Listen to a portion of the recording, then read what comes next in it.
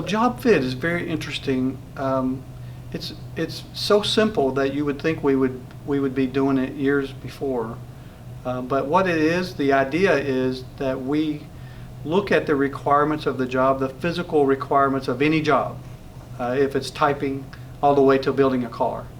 But we look at the requirements that come with that job: reach, bend, twist, push, pull. We understand all those job requirements. And then we learn about you. So we learn your height, how far you can bend and push and pull and lift, and your reach. We understand all about you, and we match you to a job that fits you. As opposed to putting, let's say we have someone come in that's 5 feet tall. We wouldn't want to put them on a job where they have to reach 6 feet, over their head all day long. That's not going to be a good job for them. So we understand your reach and your physical abilities, and we match you to a job that works for you. Because the secret is, if that job works for you, it works for the employer. And that's a beautiful thing. We need that match because we want to hire someone and keep them. That's our goal. And as an employee, you want to be hired and kept, right? You want to get a job and keep it. So the idea about job fit was to simply get the best match possible and put that person in a place where they're most likely to be successful. What's very interesting about the job fit and that approach is that for years Toyota hired people, and we wanted to make sure they could physically do the work, but then once we hired them, we placed them out on the line. What we noticed was sometimes people would be very successful, sometimes they would not be.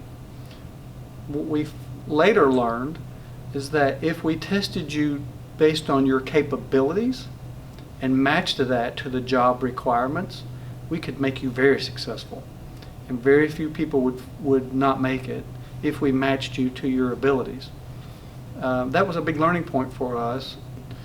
Toyota has tried to partner with all communities and hire veterans, hire folks with disabilities. We want to hire from our communities. We're committed to that. Obviously, it's very clear that building automobiles is difficult work. It's physical work. So you have to understand that job fit becomes critical in matching people to work that they can do.